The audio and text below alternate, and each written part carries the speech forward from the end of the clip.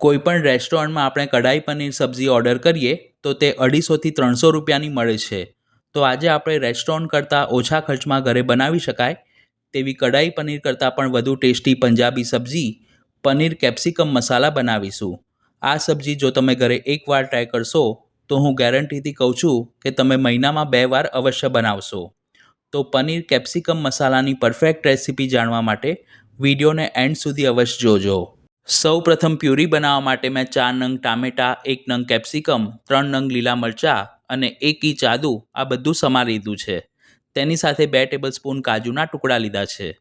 હવે મોટા મિક્સર જારમાં આ બધી જ સામગ્રી કાઢી લઈશું. અત્યારે આ સબ્જી બનાવતી વખતે આપણે ડુંગળી લસણનો ઉપયોગ નથી કરી રહ્યા, એટલે ગ્રેવીને ઘટ કરવા માટે મેં કાજુ અને કેપ્સિકમનો ઉપયોગ કર્યો છે. કાજુના બદલે તમે 2 ટેબલસ્પૂન જેટલા પલાળેલા મગજતરીના બી પણ ઉમેરી શકો છો. હવે બિલકુલ પાણી એડ કર્યા વિના આ બધું જ સરખું બ્લેન્ડ કરી આ રીતની એકદમ ઘટ પ્યુરી તૈયાર કરીશું.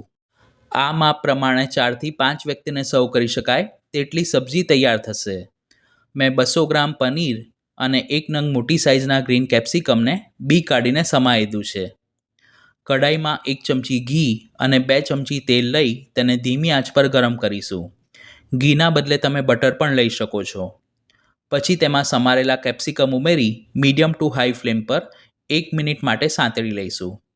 કેપ્સિકમને ઓવરકુક નથી કરવાના, થોડા ક્રન્ચી રહેશે તો સબ્જીમાં તેનો ટેસ્ટ વધુ સારો આવશે. સાંતળેલા કેપ્સિકમને એક પ્લેટમાં કાઢી લઈશું. બધી જ સામગ્રીના માપ નીચે ડિસ્ક્રિપ્શન બોક્સમાં આપ્યા છે. તે જ કઢાઈમાં વઘાર માટે 1 ચમચી જીરું અને 1/4 ટીસ્પૂન હિંગ ઉમેરીશું. જીરું સરસ ફૂટવા લાગે એટલે ખડા મસાલામાં 1 નંગ તમાલપત્ર, 1 સૂકું લાલ મરચું, 1 તજનો ટુકડો, 2 નાની ઇલાયચી અને 3 નંગ લવિંગ લીધા છે. તેને 5થી 7 સેકન્ડ માટે સાંતળી લઈશું. મસાલા બળી ના જાય તેનું ખાસ ધ્યાન રાખવું. તૈયાર કરેલા વઘારમાં આપણે જે પ્યુરી બનાવીને રાખી હતી તે ઉમેરી અને મિક્સ કરીશું. જે લોકો ડુંગળી લસણ ખાવાનું પસંદ કરતા હોય તેઓ પ્યુરી બનાવતી વખતે તેમાં 1 નંગ મોટી સાઇઝની ડુંગળી અને 3થી 4 કળી લસણ ઉમેરી શકે છે. પણ ડુંગળી લસણ વિના પણ આ સબ્જી એટલી ટેસ્ટી બને છે. બધું સરખું મિક્સ થાય એટલે રૂટીન મસાલામાં અડધી ચમચી હળદર, 1 ચમચી ધાણા જીરું પાવડર અને 1 ચમચી લાલ મરચું પાવડર ઉમેરી મિક્સ કરીશું. અત્યારે મેં કાશ્મીરી અને રેશમ પટ્ટી બંને મિક્સ મરચું લીધું છે, જેથી તીખાશ અને રંગ બંને સરસ આવશે. મસાલા મિક્સ કર્યા પછી ગ્રેવીની કચાશ દૂર થાય ત્યાં સુધી તેને ઢાંકીને 5થી 7 મિનિટ માટે ધીમી આંચ પર કૂક કરીશું. જો ગ્રેવીમાં કચાશ રહેશે તો સબ્જી ખાવાની મજા નહીં આવે. આ રીતે ગ્રેવીમાંથી સરસ તેલ અને ઘી છૂટું પડવા લાગે અને તેની કન્સિસ્ટન્સી પહેલાં કરતાં ઘટ થાય એટલે સમજવું કે તે સરખી સંતળાઈ ગઈ છે. સબ્જીને વધુ રીચ ફ્લેવર આપવા માટે તેમાં 2 ટેબલસ્પૂન દૂધની તાજી મલાઈ જેને મેં ફેંટીને રાખી હતી તે ઉમેરીશું અને તેની સાથે 1 ટેબલસ્પૂન કસૂરી મેથી ઉમેરી બંનેને સરખી રીતે મિક્સ કરીશું. આપણે ટામેટાનો પણ ઉપયોગ કર્યો છે એટલે તમારે દૂધની મલાઈ ન ઉમેરવી હોય તો સ્કીપ પણ કરી શકો છો.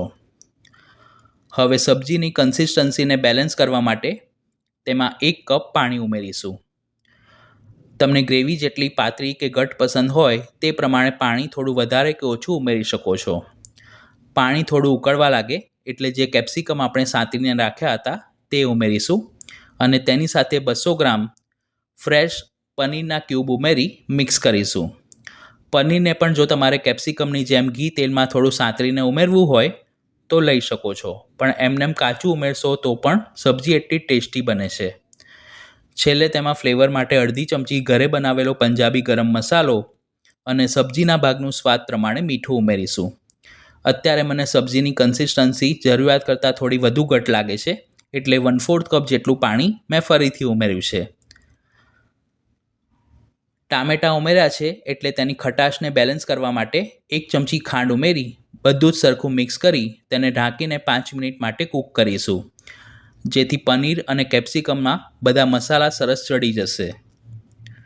આ સબ્જી બનાવવામાં આશરે 20થી 25 મિનિટનો સમય લાગે છે. તો જોતાં જ ખાવાનું મન થઈ જાય તેવી એકદમ ફ્લેવરફુલ અને ટેસ્ટી પનીર કેપ્સિકમ મસાલા સબ્જી બનીને તૈયાર છે. છેલ્લે તેમાં 1 ટેબલસ્પૂન જેટલી સમારેલી કોથમીર ઉમેરી મિક્સ કરીશું અને ગરમા ગરમ સબ્જીને ઘઉંના લોટના પરોઠા સાથે સર્વ કરીશું. આ સબ્જી તમે નાન, બટર રોટી, પૂરી કે રાઈસ સાથે પણ સર્વ કરી શકો છો. તો ખૂબ જ ઓછા ઇન્ગ્રીડિયન્ટ્સના ઉપયોગથી ઘરે સરળતાથી બનાવી શકાય તેવી પંજાબી સબ્જી તમે પણ ઘરે જરૂર ટ્રાય કરજો. વિડીયો પસંદ આવી હોય તો તેને લાઇક અને શેર કરવાનું ન ભૂલશો. ચેનલને સબસ્ક્રાઈબ કરી બાજુમાં આપેલા બેલ આઇકોન પર ક્લિક કરજો. ફરી મળીશું એક ઉપયોગી રેસિપી સાથે. Thanks for watching this video.